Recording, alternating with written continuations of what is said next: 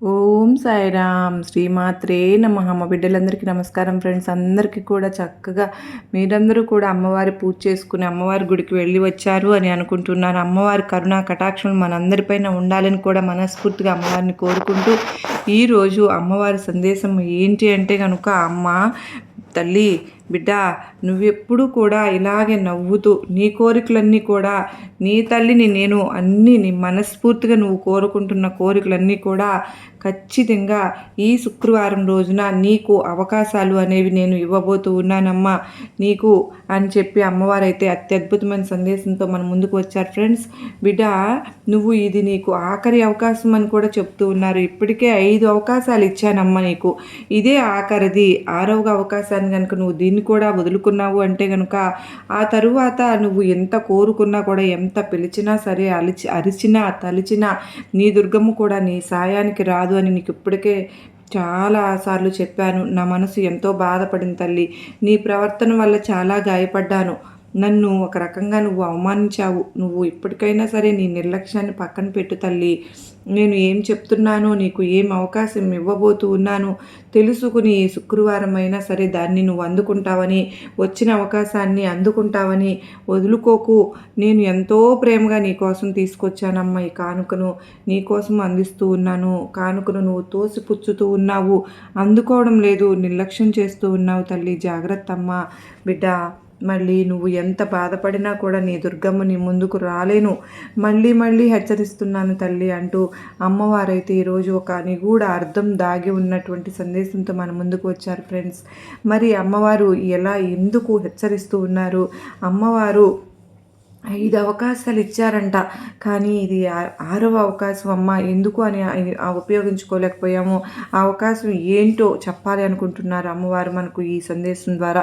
ఖచ్చితంగా ఏదో ఒక అద్భుతమైన సందేశం అయితే ఇవ్వబోతున్నారండి. మనల్ని హెచ్చరించబోతున్నారు, మనల్ని మంచి దారిలో నడిపించబోతున్నారు. మనం ఏదో పొరపాటు తప్పటడుగు ఉన్నాము, వాటన్నిటిని కూడా చక్కదిద్దడం కోసమే అమ్మవారు ఇలా అంటున్నారు. మరి అమ్మవారి మీద నిజంగా మనకు ప్రేమ, నమ్మకం, భక్తి, విశ్వాసాలు ఉన్నాయి కదా ఫ్రెండ్స్.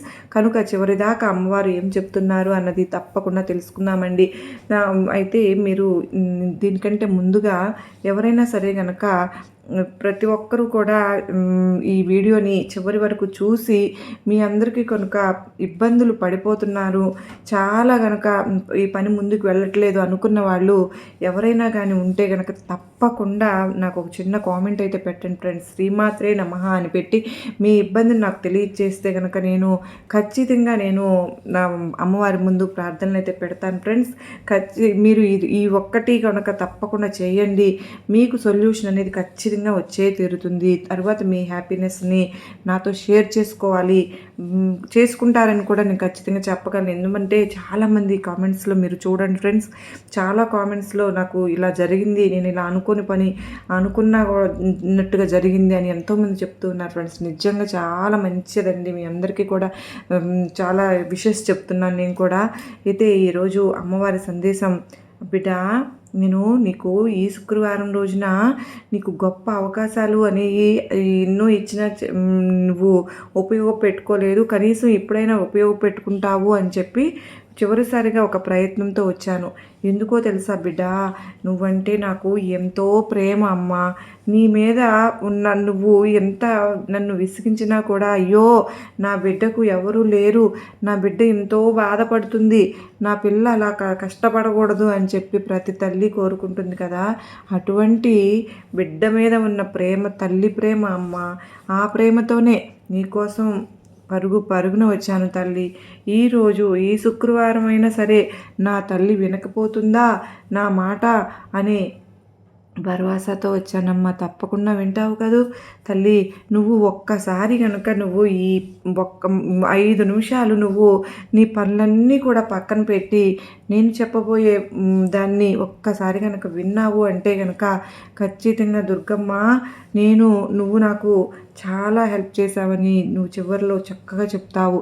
అయితే గనక నీకు ఎప్పుడూ కూడా నువ్వు అంటూ ఉంటావు కదా, తల్లి నాకు ఏదైనా అవకాశం వచ్చి అప్పటికప్పుడే చేజారిపోతుంది అని చెప్పి బాధపడుతూ ఉన్నావు.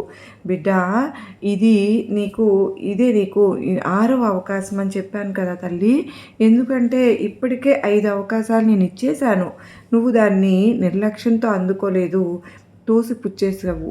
అయితే నీ దుర్గమ్మ మనసుని గాయపరిచినా కూడా నిజంగా చాలా గాయపడ్డాను. అయితే కానీ నువ్వు పడుతున్న బాధ, వేదన ఏదైతే ఉందో అది చూడలేకేనమ్మా.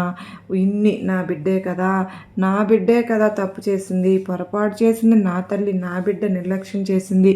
తల్లిగా నేను క్షమించాలి అనుకున్నాను కనుకనే నీకు మరలా 6వ అవకాశం అందిస్తున్నాను. దీన్ని అందుకుంటావా, లేదా ఆ తరువాత నువ్వు ఎంత పిలిచినా సరే నీ దుర్గమ్మ నీ సాయానికి వస్తానా? ఎందుకంటే ఒక్కటి కాదు తల్లి, 2 సార్లు కాదమ్మా, 5 సార్లు నీ దుర్గమ్మను మనసును గాయపరిచావు. నీ దుర్గమ్మ పంపించిన కానుకను నువ్వు అందుకోకుండా నువ్వు తీసుకోలేదు బిడ్డ. నిజంగా ఈరోజు శుక్రవారం నాకు ఎంతో బాధతో కూడా వచ్చాను. నా ప్రియమైన బిడ్డ నా మనసును గాయపరిచింది. నేను పంపిస్తున్న ఈ అవకాశాన్ని, నేను ఇస్తున్న అవకాశాన్ని వాడుకోలేదు, నిర్లక్ష్యంతో పక్కన పెట్టేసింది అని మనసు చివుక్కుమంది తల్లి. కానీ మళ్ళీ అనిపించింది, నా బిడ్డ కదా, క్షమించేద్దాంలే, ఇంకొకసారి చేస్తే తెలుసుకుంటుందిలే అనే ఉద్దేశంతో ఈరోజు ఈ శుక్రవారం నీకు ఈ అవకాశం ఇస్తున్నాను. దీన్నైనా వదులుకుంటావా, ఉపయోగించుకుంటావా, లేకపోతే పాడు చేసుకుంటావా? నీ తల్లి ప్రేమగా నీకు ఆఖరి అవకాశం ఇస్తున్నాను. వదులుకుంటావో, పాడు చేసుకుంటావో, వాడుకుంటావో నీ ఇష్టం తల్లి. కానీ నువ్వు నా మనసు ఎంత బాధ పెట్టినా ఈ అవకాశం ఎందుకు ఇచ్చానో తెలుసా? నా బిడ్డ బాధపడుతోంది, కష్టాలు అనుభవిస్తోంది. తన బాధను నేను చూడలేకపోతున్నాను. తనను చూస్తుంటే నాకు కన్నీళ్లు వస్తున్నాయి. నా అనేవారు తనకంటూ ఎవ్వరూ లేరు కదా, ఎవరు తోడు లేక అల్లాడిపోతుంది. ఏదైనా మనసుకు కష్టం వచ్చినా, బాధ వచ్చినా పంచుకోవడానికి ఎవ్వరు నా అన్నవారే లేరు. తనకు కూడా ఒక తోడు ఉండాలి, తనని అర్థం చేసుకునే ఒక మనిషి ఉండాలి. బాధపడకు, నీకు తోడు నేను ఉన్నాను, ఎంతటి కష్టం రానివ్వు, నీ చెయ్యి నేను విడిచిపెట్టను అని చెప్పే మనిషి ఒకరు ఉండాలి.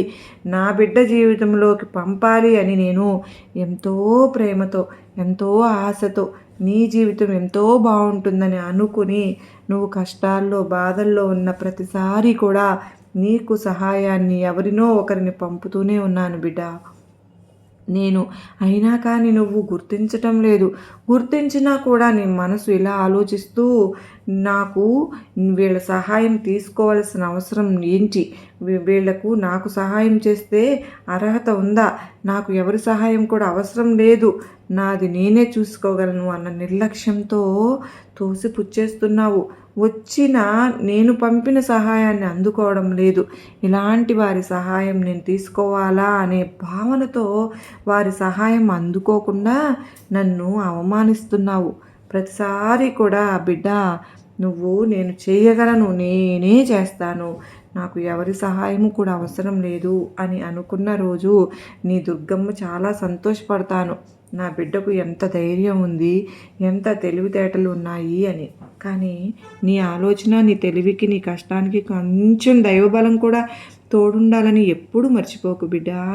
నీకు ఆ దైవబలం లోపించింది. ఆ దైవబలం లోపించింది కనుకనే నీ దుర్గమ్మ నీ సహాయం ఒక మనిషిని పంపాను. నువ్వు దాన్ని ఏం చేస్తున్నావు? నిర్లక్ష్యంతో వదులుకుంటున్నావు, తోసిపుచ్చేస్తున్నావు.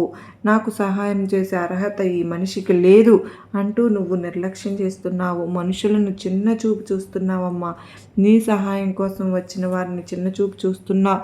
నీకు సహాయం చేసిన వారిని చిన్న చూపు చూస్తున్నావు బిడ్డ. తప్పు కదా. అది ఏ పుట్టలో ఏ పాముందో ఎవరికీ తెలుసు. ఎవరి చేతిలో ఏం అద్భుతం ఉందో ఎవరికి తెలుసు. ఎవరి మాటలో ఏం మహత్యం ఉందో ఎవరికి తెలుసమ్మా. ఎప్పుడు కూడా వస్తువు చిన్నది, మనుషులు చిన్నవారు అని తక్కువ అంచనా ఎవరిని కూడా వేయకు. ఒకరోజు దెబ్బతింటావు. ఎంతలా దెబ్బతింటావు అంటే నీకు ఒక సందర్భం గురించి ఇక్కడ చెప్పనా తల్లి, ఎందుకంటే నువ్వు చేస్తున్న తప్పే ఇక్కడ కూడా ఈ సందర్భంలో కూడా ఉంది కనుకనే. అది విన్న తర్వాత అయినా నువ్వు ఎంతలా ఆలోచిస్తున్నావో, ఆ ఆలోచనలో ఎంత తప్పు ఉందో, నువ్వు ఎంతలా మారాలో, నిన్ను నువ్వు ఎంతలా మార్చుకోవాలి అన్నది నీకు అర్థమవుతుంది. నీకు అర్థం అవ్వాలనే ఈరోజు 6వ అవకాశం నీ చేతిలో పెట్టి ఈ సందర్భాన్ని నీకు వినిపిస్తున్నాను. దీని ద్వారా నువ్వు నీతి తెలుసుకున్నావంటే ఖచ్చితంగా ఈ 6వ అవకాశాన్ని వదులుకోకుండా వాడుకుంటావు, పాడు చేసుకోకుండా ఉపయోగించుకుంటావు. అదేమిటో తెలుసా బిడ్డ? జాగ్రత్తగా ఒక్క 2 నిమిషాలు విను. నువ్వు చేస్తున్న తప్పు ఎంత పెద్దదో నీకు అర్థమవుతుంది. దానివల్ల ఎంత నష్టపోవాల్సి వస్తుందో కూడా నీకు అర్థమవుతుంది. నువ్వు చిన్న చూపు చూసిన వాళ్ళు నిన్ను చూసి హేళన చేసిన వాళ్ళలో ఇంత గొప్పతనం దాగి ఉందా అంటూ నీకు నువ్వే ఆశ్చర్యపోయి నిన్ను నువ్వే ప్రశ్నించుకుంటావు. నేను చేసింది ఇదే సరిగ్గా ఉందా, తప్ప, నేను సరైన పనే చేశానా అంటూ నీ మనసును నువ్వే అడుగుతావు, నువ్వే ప్రశ్నిస్తావు. బిడ్డ, ఒక్క 2 నిమిషాలు నీ దుర్గమ్మ మాట మీద నమ్మకంతో ఉను. నీ తండ్రి మాట మీద, నీ తల్లి మాట మీద నమ్మకం ఉంది కదూ. 2 నిమిషాలు వినమ్మ, మొత్తం తేలిపోతుంది. నీ జీవితం మొత్తం తేలిపోతుంది. ఒకసారి ఏర్పడుతుంది, ఒక దారి ఏర్పడుతుంది కూడా. నీకు నీ ఆలోచన విధానం ఏర్పడుతుంది, నువ్వు మాట్లాడే విధానం మారుతుంది. బిడ్డ, పూర్వం ఒక శక్తివంతమైన రాజు ఉండేవాడు. కానీ అతనికి జీవితంలో చేసిన ఒక చిన్న తప్పు అతని భవిష్యత్తును ఎలా మార్చివేసింది, ఎంతలా నష్టపరిచింది, తను ఏం కోల్పోవలసి వచ్చింది అనేది నీకు ఇప్పుడు నేను చెప్తాను. అసలు ఆ రాజు చేసిన తప్పేంటో తెలుసా? ఆ రాజు చేసిన తప్పు వల్ల ఆ రాజ్యం ఎలాంటి పరిణామాలను ఎదుర్కొందో తెలుసా? అది కేవలం కథ కాదు తల్లి, నీ జీవితాన్ని మార్చేసే సందేశం. ఎందుకంటే ఈరోజు నువ్వు చేసిన తప్పే రాజు కూడా ఆ రోజు చేశాడు. ఆ రోజు ఆ రాజు చేసిన తప్పుని ఈరోజు నువ్వు కూడా చేస్తూ ఉన్నావు. అందుకోసమని నీ తప్పు నీకు తెలియచెప్పాలని ఈ కథ నీకు చెప్తూ మొదలుపెట్టాను. ఒక పెద్ద రాజ్యంలో ఒక పెద్ద ధైర్యవంతుడైన రాజు ఉండేవాడు. అతను ధనవంతుడు, శక్తివంతుడు కూడా. ఒకరోజు అతనికి ఒక తీవ్రమైన జ్వరం వచ్చింది. రాజ్యంలో ఉన్న అందరూ వైద్యులను పిలిపించి వైద్యం చేయించుకున్నా కూడా అతనికి ఏమాత్రం తగ్గడం లేదు. జ్వరం తగ్గకపోవడంతో రాజుకి విసుగు, చిరాకు, కోపము వచ్చింది. ఆ కోపంలో ఒక ప్రకటన చేశాడు. ఈ రాజ్యంలో ఎవరైనా నా జ్వరాన్ని నయం చేస్తే వారికి అర్ధరాజ్యం రాసిస్తాను, బహుమతిగా ఇస్తాను అని వార్త రాజ్యమంతా కూడా ప్రకటించాడు. ఆ వార్త రాజ్యమంతా వ్యాపించింది. వైద్యులు, ఆచార్యులు అందరూ కూడా వచ్చి రాజు జ్వరాన్ని నయం చేయాలని ఎంతో ప్రయత్నించారు. కానీ రాజు మరింత బలహీనంగా మారిపోయాడు. ఆ జ్వరం అన్నది తగ్గక ఒకరోజు ఎవ్వరూ ఊహించని విధంగా ఒక బిచ్చగాడు రాజభవనానికి వచ్చాడు. అతను చిరిగిన బట్టలు, మాసిన గడ్డంతో, నెరిసిన జుట్టుతో చూడడానికి వికారంగా ఉన్నాడు. అతని చేతిలో ఒక చిన్న సంచిని పట్టుకుని నిలబడ్డాడు. అతడు రాజుగారిని చూసి వినయంగా, మహారాజా, నా దగ్గర ఉన్న ఈ మూలికలు మీ జ్వరాన్ని తగ్గిస్తాయి. వీటితో తయారు చేసిన కషాయం తాగితే మీ ఆరోగ్యం మళ్ళీ మీకు తిరిగి వస్తుంది అని చెప్పాడు రాజుగారు బిచ్చగాడితో. ఇలా అంటాడు. ఆ బిచ్చగాడి చేతిలో ఉన్న మూలికలను చూసి అసహ్యంతో ముఖం చిట్లించి, ఒక్కసారి నీ చేతులు చూసి తీసుకున్నావా? అవి ఎలా ఉన్నాయో నీకు అసలు శుభ్రతే తెలియదా?